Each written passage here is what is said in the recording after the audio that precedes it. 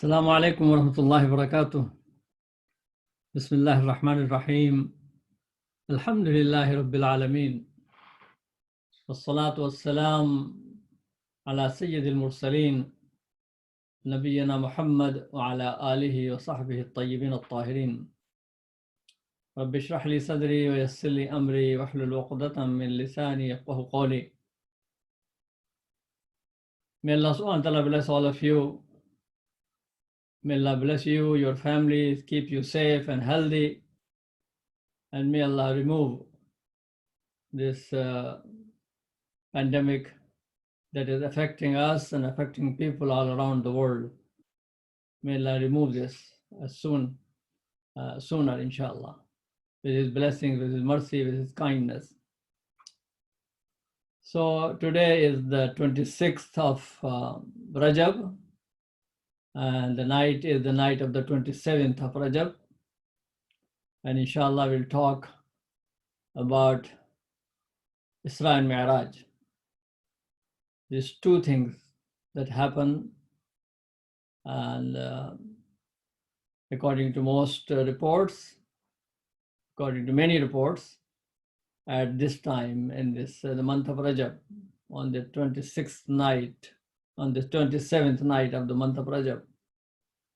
Although there are other opinions also, so one cannot say that definitely that was the time, but some people say it happened in month of Rabiul Awwal.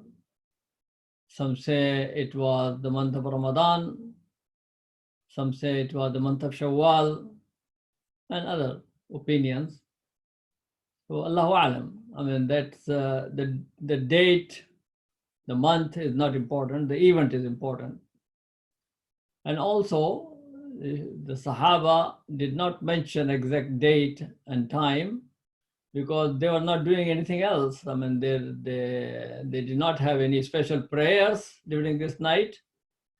They did not fast on the 27th day of Rajab, but they remember the event. And they are unanimous that this is something happened. This great event, this miraculous event happened in the life of the Prophet ﷺ. The time during which it happened when the Prophet ﷺ was in Mecca. It was not in Medina. Allah subhanahu wa ta'ala says, Subhanalladhi asra bi'abdihi laylan min al-masjid al-haram ila al-masjid al-aqsa. Glory be to him who took his servant by night from the Masjid al-Haram, which is the Masjid of Mecca, to the Masjid al-Aqsa, which is the Masjid in Jerusalem. So it's definitely it happened when the Prophet ﷺ was in Mecca, and it is before the hijrah of the Prophet ﷺ from Mecca to Medina. The situation at that time, Prophet ﷺ's wife, Khadija radiallahu ta'ala anha, and his uncle Abu Talib, both of them were great supporters. They passed away, and for him this was the time of grief. And then he goes to Taif to invite the people of Taif to believe in Allah, to accept him as the Prophet of Allah. They refused.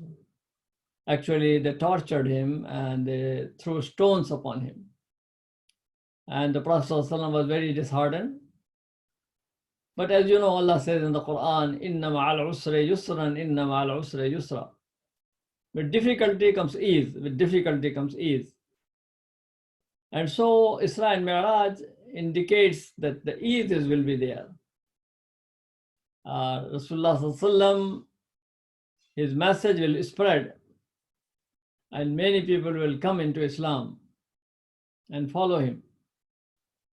So it was like 1 year or 1 year and a half before the hijrah, before the migration from Mecca to Medina. So Rasulullah sallallahu alaihi wasallam, I mean, the story is long. I will just summarize it. And anybody want to go into detail, they can read the books of Sirah and get more information. The basic story is this, that Rasulullah sallallahu alaihi wasallam was in the masjid, in the Masjid al-Haram.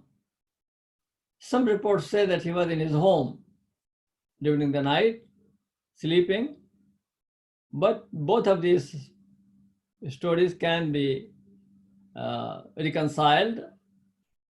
He was in his home, then he was brought by Jibreel alayhi salam to the masjid. So Jibreel alayhi salam, the great angel of Allah subhanahu wa ta'ala, came to him, and then from Masjid al-Haram took him on this journey. There is a report also that says that he was in Hatim. Hatim is the area that was not included inside the building of the Kaaba when the Arabs lacked the funds. So they made the building of the Kaaba square, not as it was before. And so Hatim is part of the Kaaba, but it is not inside the four walls of the Kaaba. And if you pray inside Hatim, as if you have prayed in Kaaba. So Rasulullah Sallallahu was there in Hatim, and he had the experience of Shaqqu Sadr, that is, the chest was open and washed with Zamzam. And that is like a special preparation for this journey. Just like we make wudu, Allah subhanahu wa ta'ala also cleans and purified him, and he was already pure, but it has furthermore purification in order to go on this journey. So after that, a special creature called Buraq, which has a very fast speed, and that was presented to him, and he mounted on Al-Buraq. Al-Buraq itself, the name indicates this very fast, like electronic speed. It's mentioned that his step or his hoof reaches where his eye reaches, very fast. And so he was there within moments. He was in the city of Jerusalem. And the Prophet ﷺ arrived in the city of Jerusalem, and Allah subhanahu wa ta'ala gathered for him the Anbiya, all the prophets of Allah, 124,000 prophets and messengers. They were gathered for him to receive him. So all these prophets were there in their arwah, in their reality, whatever, Allah knows better. They were there, and Rasulullah Sallallahu Alaihi Wasallam, they greeted Rasulullah Sallallahu Alaihi Wasallam, and he met them. And then after that, he led them in prayer. So they were all ready to receive him, and then he was their Imam. And that was a special honor of Rasulullah Sallallahu Alaihi Wasallam, because all the prophets are great, but Prophet Muhammad Sallallahu Alaihi Wasallam is the last prophet, the final prophet of Allah. That's why he says Sayyid Wuldi Adam is the leader of the humanity, and Imam al-Anbiya wal Mursaleen, the Imam of the prophets and messengers of Allah. So Rasulullah Sallallahu Alaihi Wasallam performed the prayer as Imam, and then after that, the report said that Jibreel alayhi salam presented to him two cups. One is the cup, one cup had milk, and the other cup had wine, and asked the Prophet ﷺ to choose, and choose for yourself and for your ummah. And as you may know, that at that time, drinking wine was not forbidden. People in Mecca, they used to drink. Some of the Sahaba, they used to drink. So it was not forbidden. But then Rasulullah Sallallahu Alaihi Wasallam chose milk and left or rejected the cup of wine. And Jibreel alayhi salam said, Hudita wa hudiyat ummatuk. You are guided Or he said, "Yuhdita lil fitra." You are guided to the original natural thing. So milk is natural. Milk is nutritious. Milk is good and clean. And wine is fermented. Wine brings corruption. Wine destroys the families and spoils life. It is called Khaba'is, the mother of all the evils, or mother of many evils. So Rasulullah Sallallahu Alaihi Wasallam rejected that and preferred what is organic, what is clean, what is good, what is nutritious, what is natural. And that is the way of Islam. And that's the way how Muslims should be. Then after that, a ladder was presented to him. Mi'raj is the way, is something by which one can go up. So it is a miraculous ascension that took place. And Rasulullah was taken from earth to heaven. And Jibreel alayhi salam was with him. And he goes to all the seven heavens, samawat as-sab'a, seven heavens. And he meets at each heaven a prophet, or each sama. You know, the word heaven is used sometimes for both sky and also for Jannah. So Jannah is not the sky. I mean, samawat are not the Jannah. Samawat are levels, layers, sab'a samawat tibaqa, layers of heavens. And then Jannah is somewhere above that, probably in the 6th and 7th heaven. So he goes to the first heaven, and Jibreel seeks permission for him, and he meets Adam alayhi salam, the first human being, who greets him and says, "Marhaba bil ibn as-salih or bil an-nabi as-salih." Welcome to pious son, the righteous son, and welcome to the righteous prophet. Adam alayhi salam is the father of all, is the father of humanity. So he said, Al-Ibn, son. And of course, Rasulullah is the prophet of Allah, so he said, An-Nabi as-Salih. Then what a conversation took place between Adam alayhi salam and the Prophet sallallahu alaihi wasallam, we don't know, only Allah knows, and the Prophet knew. And then he goes to the second, and the same thing, permission is taken for him, and he enters, or he goes into the second heaven, and he meets Isa alayhi salam and Yahya alayhi salam. Jesus, peace be upon him, and Yahya alayhi salam was known there in English as John the Baptist, and he meets both of them, and they both welcome him.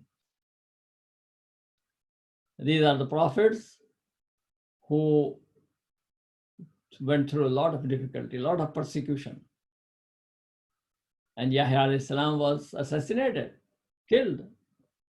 And people tried to kill Isa alayhi salam, Jesus, peace be upon him. So they are in that welcoming the Prophet sallallahu alaihi wasallam, indicating that there is, yes, persecution and difficulties and problems. And then he goes to the third heaven and meets Yusuf alayhi salam, the most beautiful person. The Prophet said, half of the beauty of the world is given to him. So Yusuf alayhi salam meets the Prophet and greets him and welcomes him. And both Yusuf alayhi salam and before that Isa alayhi salam and Yahya alayhi salam, all of them, they say, Marhaba bil akhi salih wa nabi salih. Righteous brother and righteous prophet.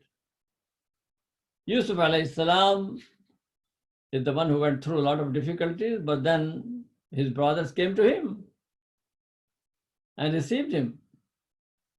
And so there is a hidden message here that the brothers of Makkah who are persecuting you, they will come to you and they will ask forgiveness, as it happened when the Prophet ﷺ entered Makkah at the time of the victory of Fath Makkah.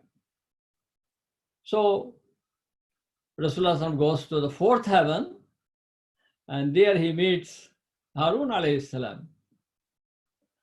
He meets Idris alayhi salam. Idris alayhi salam is, Allah says in the Quran, وَرَفَعْنَاهُ مَكَانًا عَلِيًّا. We gave him a high elevated place. So Idris alayhi salam receives him, and there is a message here that Rasulullah also will have a high elevated place. And then he goes to the fifth heaven and meets Harun alayhi salam. Harun alayhi salam, he worked with Musa alayhi salam, brother of Musa alayhi salam, and Harun alayhi salam went through difficulties and struggle. So he is there, and then after that, on the sixth heaven, he meets Musa alayhi salam. Musa alayhi salam went through a lot of struggle with his people.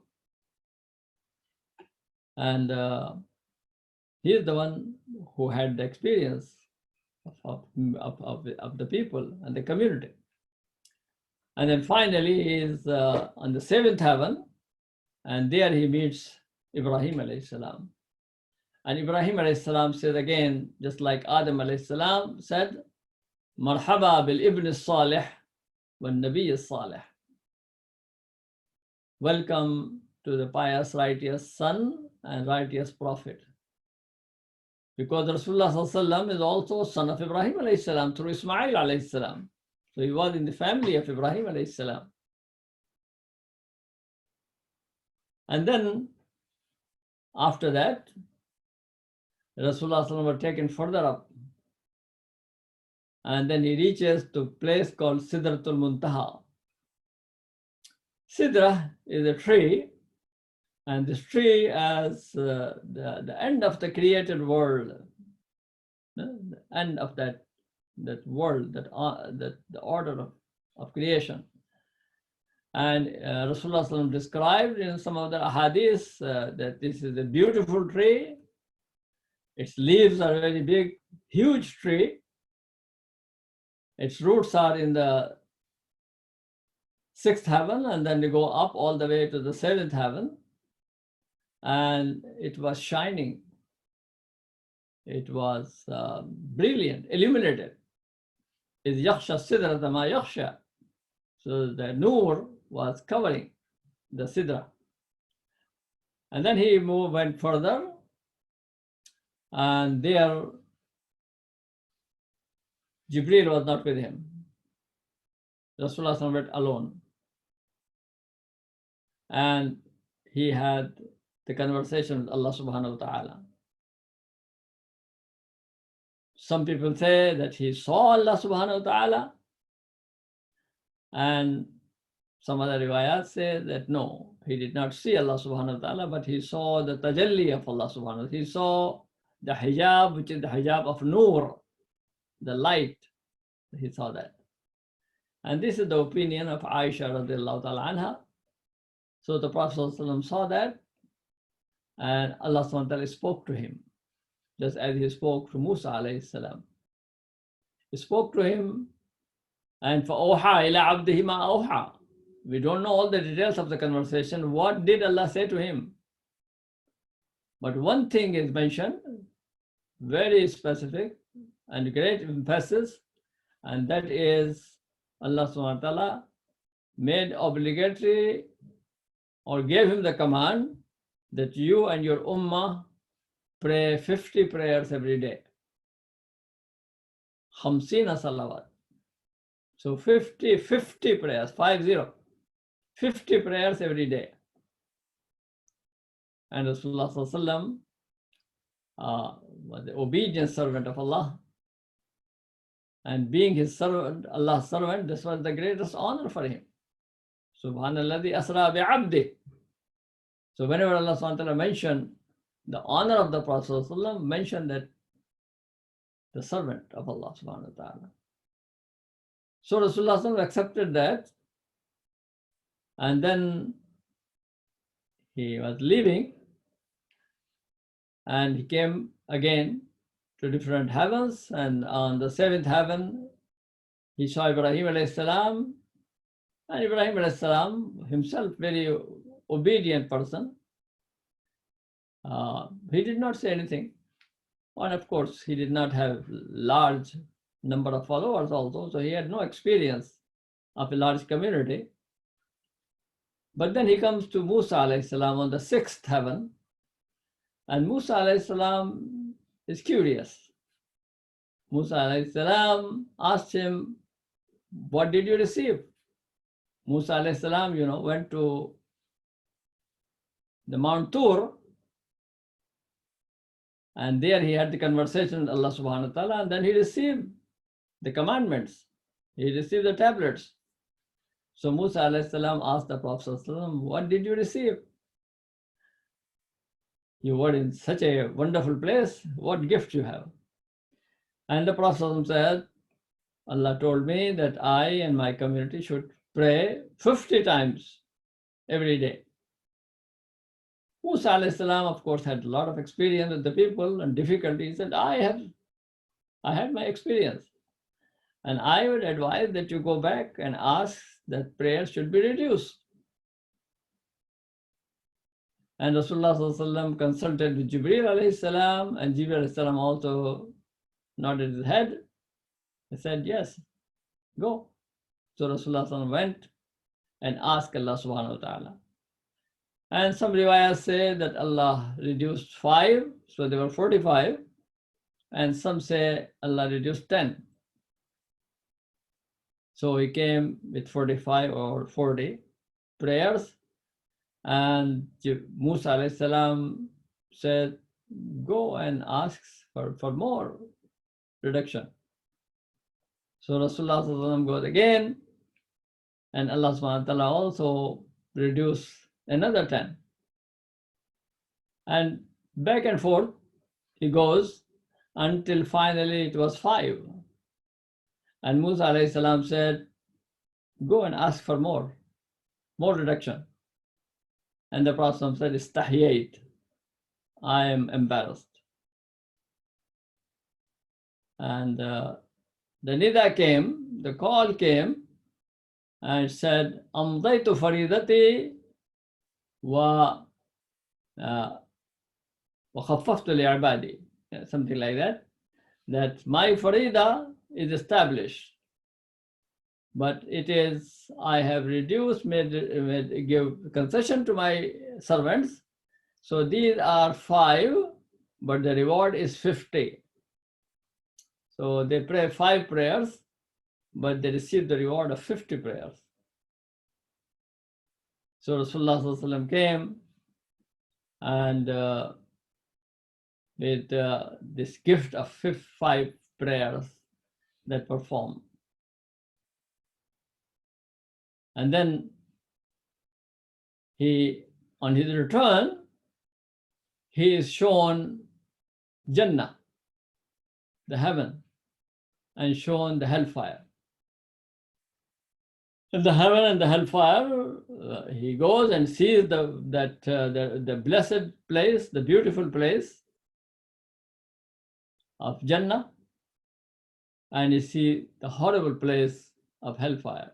So Rasulullah sallallahu alaihi wasallam was shown, given a visit, a tour of those places, very quick tour of Jannah and Jahannam and hellfire. And he sees the people who are suffering in hellfire. Some of them were those who were committing adultery, fornication. Some of them were those who were involved in riba. Some of them were those who were involved in backbiting. Some of them were those who were creating fitnas, division and dissension among the people. All kind of people were there in the hellfire. And Rasulullah sallallahu alaihi wasallam asked Jibreel alayhi salam details and explanation and show that. And then he come back to Jerusalem, and again Buraq was there tied to one place, and he rides the Buraq, come back home, come back to the Masjid al-Haram, and then the Prophet said that he took some rest, and then he told this story next day to the people of Mecca. Of course, those who were Muslims, they believed in that. Although some reports say that some of them, they turned away from Islam, but that's not very authentic. So believers believed in that. Especially Abu Bakr radiallahu anhu, he was not there, he did not hear from the Prophet ﷺ, but a non-Muslim, a kafir, told him that that's what would you believe somebody said that he was in Mecca last night and went to Jerusalem and came back? And Abu Bakr said, how it can be? I mean, it takes 1 month to go there and 1 month to come back. They said, but this is your companion, your leader, Muhammad, salawatullahi wasalamu alayhi. He's saying that. So Abu Bakr immediately said, if he says that, then I believe it. Because I believe something more than that. He says that the message from heaven comes to him every now and then. So this is nothing in comparison to that. And that's why he said, Ana usaddiquh. And he was given the title as-Siddiq. Abu Bakr as-Siddiq, the one who confirms the truth. So this is the story. As I said, it's summarize the story. But we can learn some lessons from that. The first lesson is the very high rank, the high status of our Prophet Muhammad salawatullahi wasalamu alayhi. He is the great Prophet of Allah, the last Prophet of Allah, and he is the Imam al-Mursaleen, Imam al-Anbiya, Sayyid al-Bashar, Sayyid Wuldi Adam. That is the honor of Rasulullah sallallahu alaihi wasallam, and he had the leading position. So his followers should also have the leading position. They should give guidance. They should be an example themselves, role model for the humanity, and guide them, lead them to the right path. That is the status of the Ummah. كنتم خير أمة أخرجت للناس تأمرون بالمعروف وتنهون عن المنكر. You are the best people. Race for mankind, you command what is right, forbid what is wrong. And here from this story of Isra and Mi'raj, we see that. And we should be committed to fitrah, not to corruption, but to fitrah, the pure, simple, authentic nature. فطرة الله التي فطر الناس عليها لا تبديل لخلق الله. Islam is Deenul Fitrah, the deen that takes people to simplicity, to some goodness, purity, innocence. That is the method of Islam. The second thing that we learn from this is that the relationship between Mecca and Jerusalem, Allah subhanahu wa ta'ala first took him from Mecca to Jerusalem. So there is Isra. Isra is the night journey. Journey. And it was at night. So Isra. So Prophet was taken from Mecca to Jerusalem. I think the wisdom in that is that when Prophet was returning from Jerusalem, or when he was in Jerusalem, the people of Mecca asked him, okay, if this is what happened, tell us something about what is. Some people had visited Jerusalem. So they could ask him, say, show us, tell us something. What did you see in Jerusalem? And when the Prophet described that, uh, they were amazed. Some of them said, this is sihr, this is magic. How come? Because Prophet they never visited Jerusalem. So how come he's describing it so accurately? He described very accurately various places of Jerusalem. And he even mentioned them that there are 3 caravans that I saw on the way back. And one of them is very close. And the place that he described, that where the caravan is, somebody said, if that is true, then the caravan should be here tomorrow. And the caravan came on that day, as he told the people. So that's why, so Rasulullah Sallallahu Alaihi Wasallam went from Mecca to Jerusalem. And then from Jerusalem, he was taken to heaven. And so there is a link between Mecca and Jerusalem. And this is a spiritual link. This is a historical link. And that is the reason that Muslims have a special feeling towards Jerusalem, our love for Jerusalem. And this cannot be disconnected. Of course, Jewish people have link to Jerusalem, and Christians people have link to Jerusalem. And all these 3 religions, Abrahamic religions, their people should live in peace and harmony there. Jerusalem can play a very important role for bringing peace and harmony in the world. But unfortunately, the city of peace, it is the city of fight and war and violence and all of these things. So pray to Allah subhanahu wa ta'ala that there is peace in that city, and people of that city live together, caring for each other, recognizing the rights of people. And nobody make a claim that it is exclusively for us. And the places of worship of all the 3 religions, Judaism, Christianity, and Islam, respected and honored.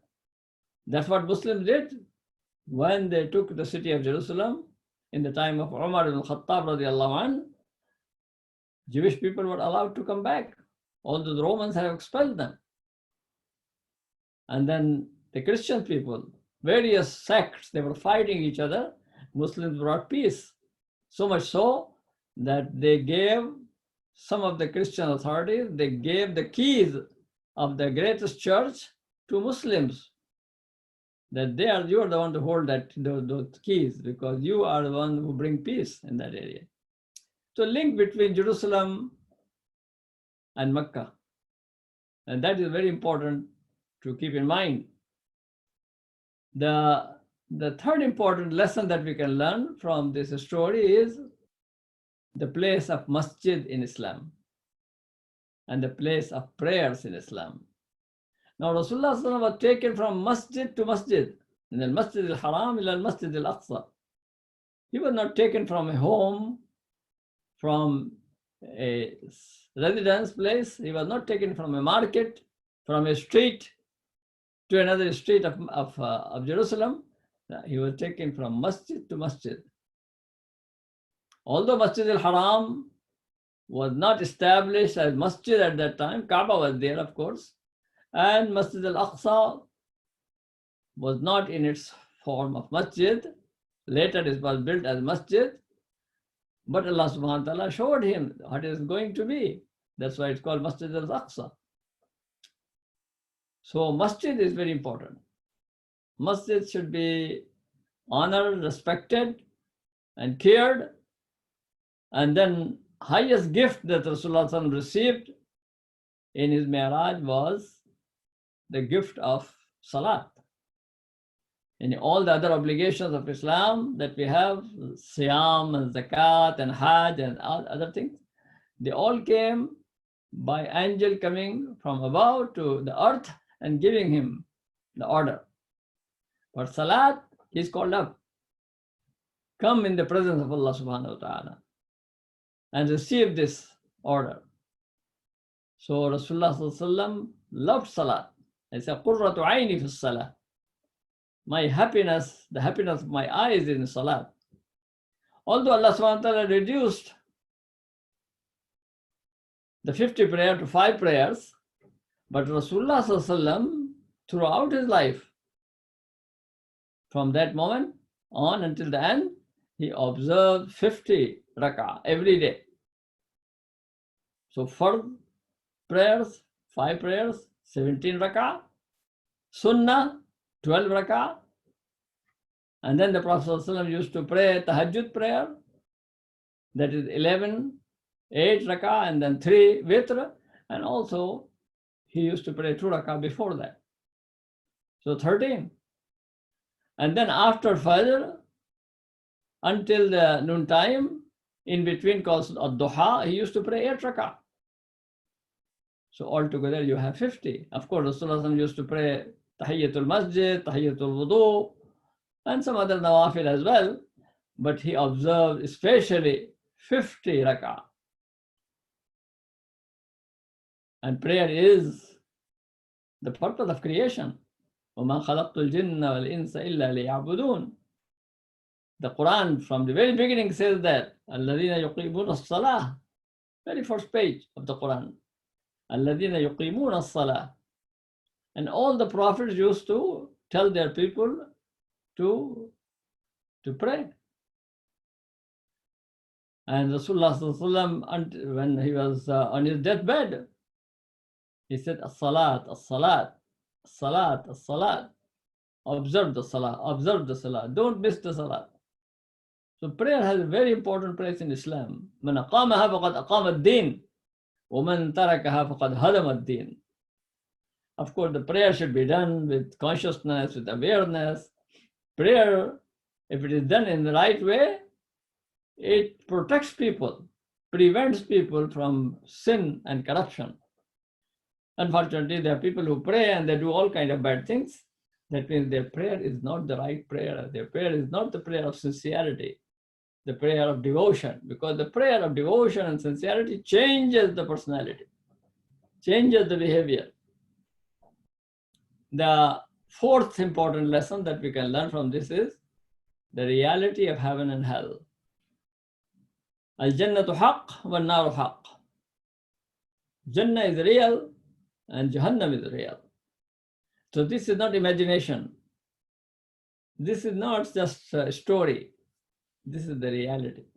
Rasulullah ﷺ was shown those places, that they do exist and they will exist. And there will be some people who go to Jannah and there will be some people who go to hellfire. May Allah SWT protect us from that. You know, a little trouble, a little fear makes us so worried. This coronavirus is making people so worried. But what about the hellfire? What about Jahannam? What about the day of judgment? So we all have to learn that. We have to take lessons from that. Because the problem is that we think Jahannam is a story. Or some people say, yes, but it is not for us, somebody else. Oh, we all have to be conscious of that. Yes, coronavirus is not going to affect everybody, but people are concerned. Everybody is concerned about it. So it is very, very important to take this seriously and have your desire for Jannah. Jannah is the place of happiness, a place of bliss, is the eternal place of goodness. And it is the place where you are going to see Allah subhanahu wa ta'ala. And the fifth point that we learn from this story of Isra and Miraj is that values, the virtues and vices are there. The virtues are important. Muslims should be committed to morality. Muslims must be committed to good deeds, good action, justice, kindness, charity, good relations, good families, good communities, good neighborhood, care of each other, care of other people, peaceful life. That is what is all about. And Jannah is all about that.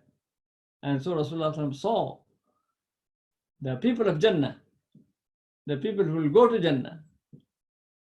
And Rasulullah also saw what happens when people behave in a wrong way and they do corruption and injustice. So may Allah subhanahu wa ta'ala make us from among the people of Jannah and save us, protect us from becoming the people of hellfire. Allahumma inna nas'aluka al-jannah وما يقرب إليها من العمل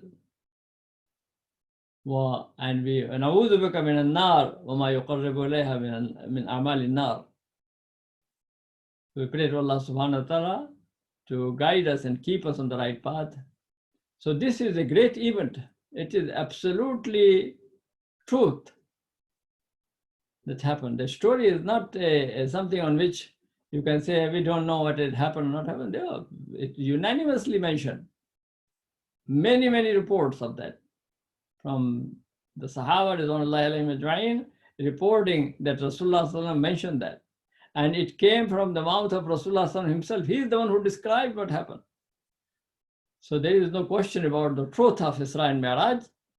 Dates and details of which day and what month and all of these things, yes, those things are, some people remember, some people did not remember.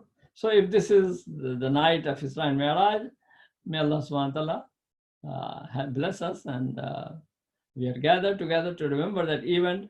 But the most important thing is to learn the lessons of Isra and Mi'raj, and pay attention to the lessons of Isra and Mi'raj. Allah bless you. Assalamu alaikum wa rahmatullahi wa barakatuh. Allahumma arina al-haqqa haqqan warzuqna ittiba'ah wa arina al-batila batilan warzuqna ijtinabah. Wa sallallahu ta'ala ala khayri khalqih Muhammadin wa alihi wa ashabihi wa ajma'in. Now you might say that what about this masjid is being closed and we are not praying in the masjid, Jama'ah prayer? Well, that is this special reason. I mean, this is because of the virus. And we don't want to see that people be affected. We don't want this virus spread. So that's why those who are knowledgeable about that, the medical experts, the reliable authorities, they're telling us that we should avoid that. And it happened in the Islamic history before that. In the 11th century, there was a plague in the city of Cordoba, and it is reported that the masajid were locked in the city of Cordoba. And then also it is mentioned that in the city of Taz in Yemen in the 14th century, there was a plague. And it is mentioned that تسببت في الموت الكثير وإغلاق المساجد دفعا لزيادة انتشار العدوى.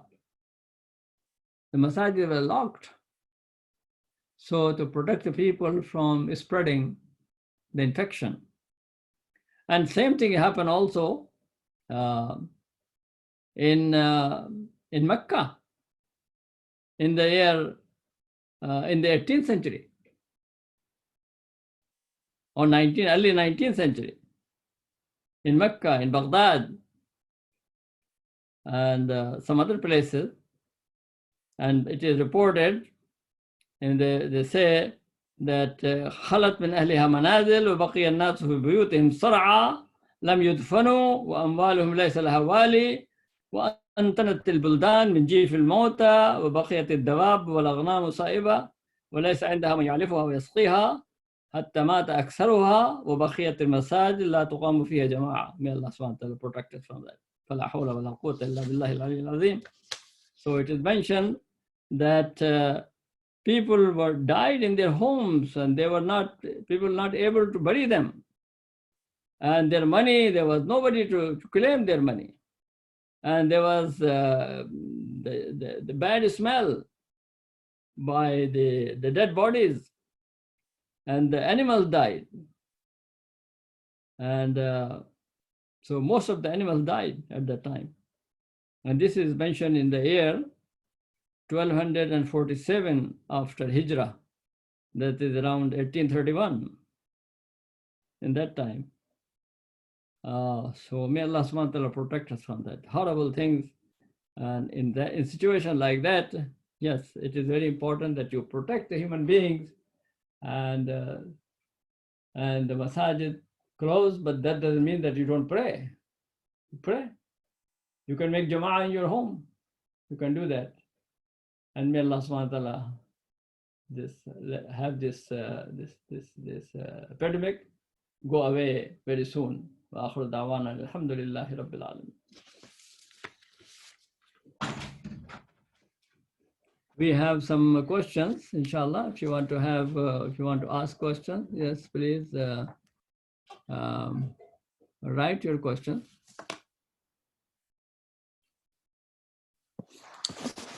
You can submit your questions over the chat window that you have. Another 15 minutes, inshallah. So, Brother Omar, let me see the questions of the people. Yeah, no questions so far, but if anybody has any questions, if you go to your screen at the very bottom, there's a chat button. If you click chat, you can go ahead and submit a question, and then we'll read it to Dr. Siddiqi over. Oh.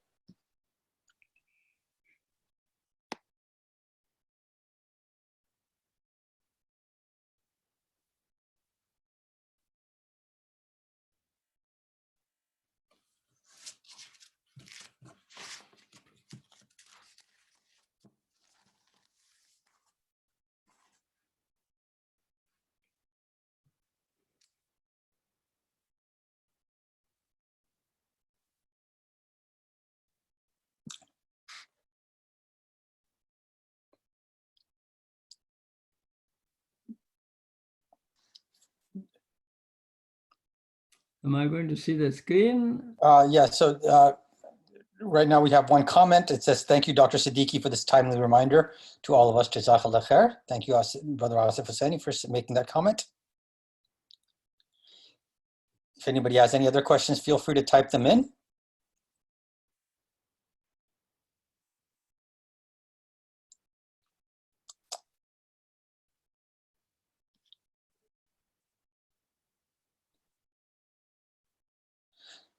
Okay, there's a question that's come in. Do you suggest any specific du'as for tonight?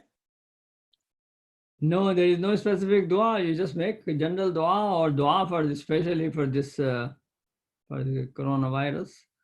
Make Allah, ask Allah subhanahu wa ta'ala. Yesterday at the message of Jum'ah, I read a dua, and that dua you can get it on the Islamic Society website with the translation, or simply say Bismillahi alladhi la yadurru ma'a ismihi shay'un fil ardi wala fis sama'. Allahumma inna nas'aluka al-afiyah fid din wad dunya wal akhirah. Say Rabbana atina fid dunya hasanah wa fil akhirati hasanatan wa qina adhab an-nar. Allahumma inna nas'aluka al-khayra kullahu ajilahu wa ajilahu wa na'udhu bika min ash-sharri kullihi ajilihi wa ajilihi. Recite Ayat al-Kursi, recite Qul a'udhu birabbil falaq, Qul a'udhu birabbin nas, and turn to Allah subhanahu wa ta'ala seeking His forgiveness, istighfar and tawbah and dua that we should do very often, so that Allah subhanahu wa ta'ala remove this problem from us, inshallah. And also, at the same time, observe the rules, because in our religion, it is very important that people pay attention to dua and to asbab. Asbab are umpi. You say Allahumma rzuqna, oh Allah provide for us, but then you also have to cook the food, and you have to go and do the job and have the money and bring the things and cook, and then you eat, and then you have the nutrition. So these are asbab. Similarly, if you want to protect yourself, you make dua, and at the same time you take dawa, and you take precautions. So both of these things are important, to pray to Allah subhanahu wa ta'ala, as well as take all the precautions that are necessary. And inshallah, the ultimate giver of shifa is Allah. Dawa becomes only a sabab, but the reality is that it only comes from Allah. وَإِذَا مَرِضْتُ فَهُوَ يَشْفِينِ. A lot of people do use dawa, and it does not help them. And there are a lot of people who do not use dawa and they are helped, but at the same time, the rule is that you should use dawa. Because likulli da'in dawa tadawa. Rasulullah said to the people, take dawa. Likulli da'in dawa. For every malady, for every disease, there is a medicine. People know it, some people don't know it. So may Allah subhanahu wa ta'ala give us shifa, inshallah. Shifa comes from Allah. Huwa shafi. He is the one who gives the shifa. Barakallahu fikum. There's a follow-up question. Someone's asking, is there any benefit to praying all night on this specific night, or doing any special prayers throughout the night tonight? As I said, there is, if you are talking about the night of the 27th of Rajab, special prayers for this night. So there are no special prayers for this night, not according to the Quran and the Sunnah of the Prophet ﷺ. So there is no authentic hadith, nothing in the Quran and no authentic hadith that say that on the night of Isra and Miraj you should have this or that prayer, or you should keep awake the whole night, or you should fast the following day. There is no such thing. So don't do it thinking that I'm doing it because this is the sunnah of Rajab.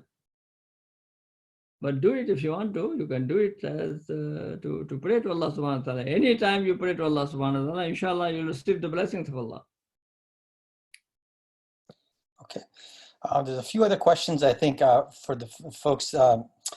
Dr. Siddiqi has covered these points through this lecture. This lecture is going to be, the recording of the video will be posted on Facebook and on YouTube. So you can probably go through and listen to these points. So some people were asking for summaries of the conversation between Allah subhanahu wa ta'ala and Prophet Muhammad. So yeah, I would encourage you all to listen to the video again, the recording. Any other questions? Does anybody else have, please post. Okay, I don't see any new questions coming in. There are a lot of people thanking you, Dr. Siddiqi, for this enlightening talk. May Allah bless you. May Allah bless you and protect you. Barakallahu fikum. Assalamu alaikum wa rahmatullahi wa barakatuh. Alaikum salam. Thank you, everyone.